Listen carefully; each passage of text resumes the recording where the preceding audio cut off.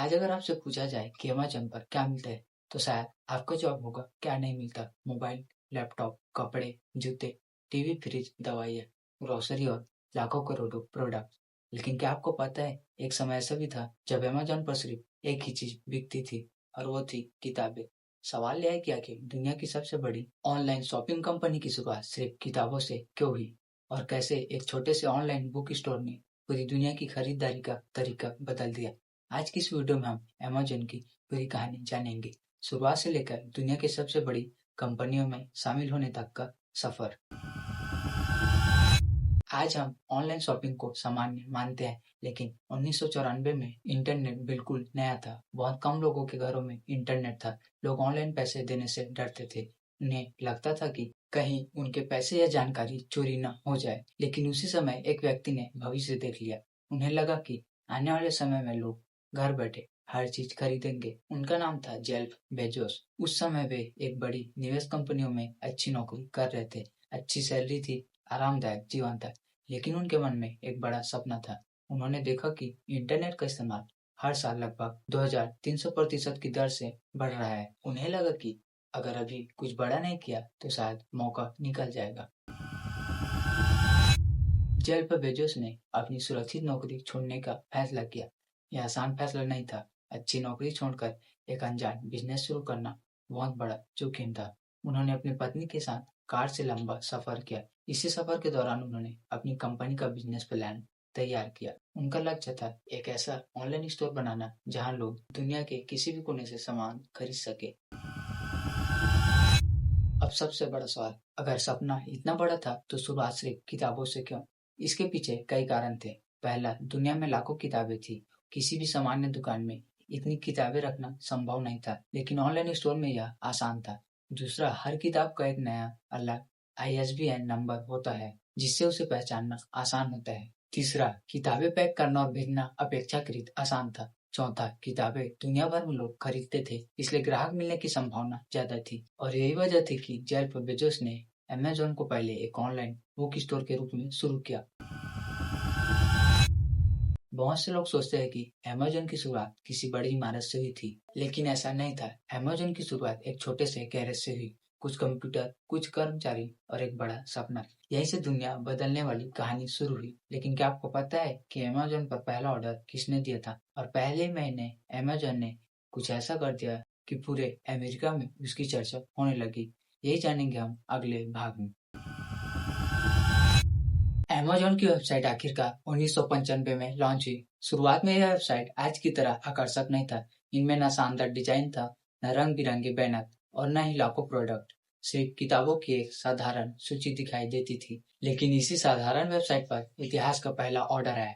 Amazon पर खरीदी गई पहली किताब का नाम था फ्लूड कॉन्सेप्ट्स एंड क्रिएटिव एनालॉजिस्ट, जिसे कंप्यूटर वैज्ञानिक जॉन वेनराइट ने खरीदा था। आज भी उस पहले ऑर्डर को अमेज़न के इतिहास का सबसे खास पल माना जाता है।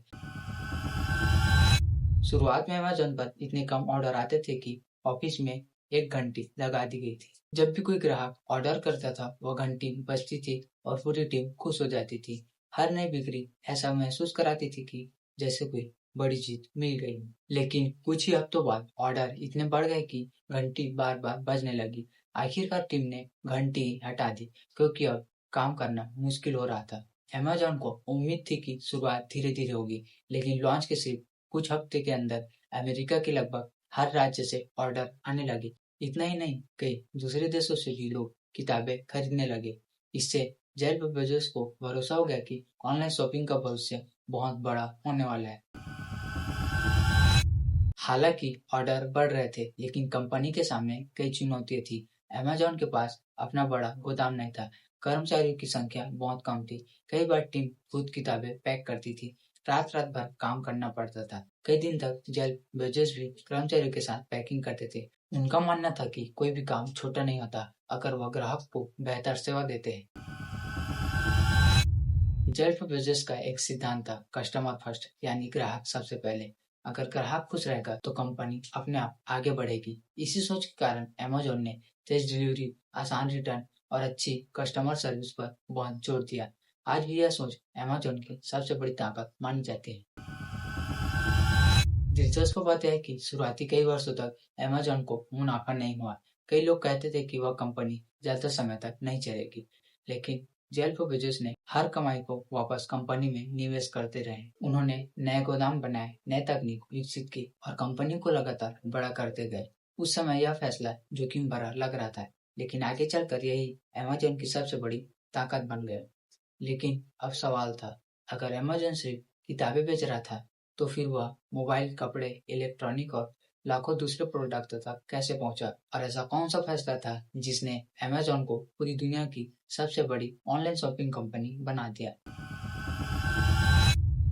जब अमेज़न ने देखा कि लोग ऑनलाइन शॉपिंग खरीदारी पर भरोसा करने लगे, तब जेफ बेजोस ने सोचा, अगर लोग किताबें ऑनलाइन खरीद सकते हैं, तो बाकी चीजें क्यों नहीं? यही से अमेज़न ने धीरे धीरे अपनी कैटेगरी बढ़ाना शुरू की। सबसे पहले वेबसाइट पर म्यूजिक, सीडीएस और डीवीडी आए। इसके बाद इलेक्ट्रॉनिक, खिलौने, वीडियो गेम, कपड़े और घर में इस्तेमाल होने वाली चीजें भी जुड़ने लगी। और कुछ ही सालों में अमेज़न सिर्फ एक बुक स्टोर नहीं रहा, बल्कि एक ऐसा ऑनलाइन बाजार बन चुका था जहां लगभग हर तरह का सामान मिलने लगा। और सिर्फ 3 साल बाद 1997 में अमेज़न शेयर बाजार में लिस्ट हो गया। वहां से निवेशकों को यकीन नहीं था कि ऑनलाइन शॉपिंग का भविष्य इतना बड़ा होगा। कई लोगों ने कहा कि कंपनियां कभी मुनाफा नहीं कर पाएगी, लेकिन जेफ बेजोस ने आलोचनाओं की जगह अपनी विजन पर भरोसा किया। उनका लक्ष्य था लंबे समय तक कंपनी को बढ़ाना, न कि सिर्फ जल्दी पैसे कमाना। अमेज़न की सबसे बड़ी कामयाबियों में से एक फैसला था अमेज़न मार्केटप्लेस। पहले अमेज़न सिर्फ एक सामान बेचता था, लेकिन बाद में उसने दूसरे व्यापारियों और छोटे दुकानदारों को भी अपने प्लेटफॉर्म पर सामान बेचने की अनुमति दे दी। अब अमेज़न फूड हर प्रोडक्ट खरीद कर रखने की बजाय लाखों विक्रेताओं को जोड़ने लगा। इससे ग्राहकों को ज्यादा विकल्प मिले और अमेज़न का कारोबार कई गुना बढ़ गया। आज अमेज़न पर बिकने वाले बहुत से प्रोडक्ट स्वतंत्र विक्रेताओं द्वारा बेचे जाते हैं। अमेज़न की एक सबसे बड़ी ताकत है उसकी डिलीवरी। आज जब आप ऑर्डर करते हैं, तो कई जगहों पर सामान 1 या 2 दिन में और कुछ क्षेत्रों में उसी दिन पहुंच जाता है। यह संभव हुआ है क्योंकि अमेज़न ने दुनिया भर में बड़े-बड़े वेयरहाउस बनाए, आधुनिक रोबोट का इस्तेमाल शुरू किया और अपने लॉजिस्टिक नेटवर्क को लगातार मजबूत किया। यानी सिर्फ ऑनलाइन वेबसाइट बनाना काफी नहीं है, बल्कि सामान सही समय पर ग्राहक तक पहुंचाना भी उतना ही जरूरी है। इतनी बड़ी कंपनी के कारण अमेज़न कई विवादों से भी रहा है। समय समय पर कंपनियों पर कर्मचारियों की कार्य स्थितियां, छोटे व्यापारी पर प्रभाव और बाजार में प्रतिस्पर्धा से जुड़े हुए सवाल उठे। कई देशों की सरकारी और नियामक संस्थाओं ने भी अमेज़न की व्यावसायिक नीतियों की जांच की। हालांकि अमेज़न ने कई मामले में अपने पक्ष में सफाई दी और समय के साथ अपनी कई नीतियों में बदलाव भी किए। इतनी बड़ी कंपनी होने के कारण उस पर लगातार सार्वजनिक और कानूनी निगरानी भी बनी रहती थी। जेफ बेजोस हमेशा कहते थे, अगर आप नए प्रयोग करेंगे तो कुछ फैसले सफल होंगे और कुछ असफल, लेकिन अगर असफल होने के डर से कोई नया प्रयोग ही नहीं करेंगे तो बड़ी सफलता भी नहीं मिलेगी। इसी सोच के कारण अमेज़न ने लगातार नए प्रयोग किए, जो सफल हुए, कुछ नहीं हुए, लेकिन कंपनी आगे बढ़ती रही। आज अमेज़न सिर्फ एक ऑनलाइन शॉपिंग वेबसाइट नहीं है, यह ई-कॉमर्स, क्लाउड कंप्यूटिंग, डिजिटल मनोरंजन, स्मार्ट डिवाइस और लॉजिस्टिक जैसे कई क्षेत्रों में काम करती है। दुनिया भर में करोड़ों लोग अमेज़न की सेवाओं का इस्तेमाल करते हैं और यह सब शुरू हुआ था सिर्फ एक ऑनलाइन बुक स्टोर से। लेकिन इस कहानी से हमें क्या सीख मिलती है? क्या वजह थी कि एक साधारण आइडिया दुनिया की सबसे बड़ी कंपनियों में बदल गया? और अगर जेफ बेजोस अपनी नौकरी नहीं छोड़ते, तो क्या आज अमेज़न जैसी कंपनी होती? इन सभी सवालों का जवाब मिलेगा अंतिम पार्ट 5 में। अगर अमेज़न की पूरी कहानी को ध्यान से देखें, तो इसकी सफलता किसी एक आइडिया की वजह से नहीं मिली।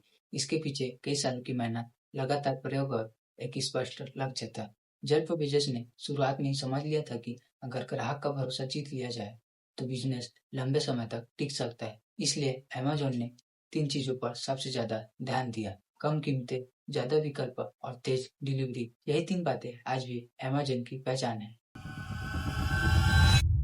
शुरुआत में जेफ बेजोस अपनी कंपनी का नाम कैडबरा रखना चाहते थे, लेकिन जब उन्हें लगा कि यह नाम सुनने में कैडवर यानी 100 जैसा लगता है, तो उन्होंने इसे बदलने का फैसला किया। इसके बाद उन्होंने अमेजोन नाम चुना। यह नाम दुनिया की सबसे बड़ी नदी अमेजोन रिवर से प्रेरित था। उनका सपना भी यही था कि उनकी कंपनी एक दिन दुनिया की सबसे बड़ी ऑनलाइन स्टोर बने। दिलचस्प बात यह है कि अंग्रेजी वर्णमाला में अमेजोन का पहला अक्षर ए है, जिससे उस समय वेबसाइटों की सूची में इसका नाम ऊपर दिखाई देता था।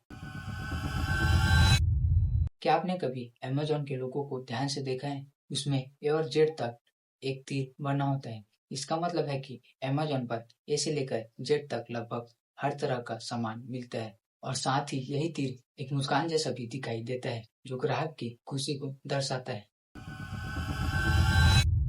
आज अमेजोन दुनिया के कई देशों में काम करते हैं। करोड़ों ग्राहक हर दिन इससे खरीदारी करते हैं। लाखों विक्रेता इसी प्लेटफॉर्म के जरिए अपना कारोबार चलाते हैं, और इसकी क्लाउड सेवा AWS दुनिया की अनेक बड़ी कंपनियों और वेबसाइटों को तकनीकी आधार उपलब्ध कराती है। यानी अमेजोन सिर्फ एक शॉपिंग वेबसाइट नहीं, बल्कि टेक्नोलॉजी की दुनिया की भी बड़ी कंपनी बन चुकी है। अमेजोन की कहानी हमें कई महत्वपूर्ण बातें सिखाती है। पहली सीख, छोटी शुरुआत करने से मत डरिए। दूसरी सीख, ग्राहक का भरोसा सबसे बड़ी पूंजी होता है। तीसरी सीख, सफलता रातों रात नहीं मिलती।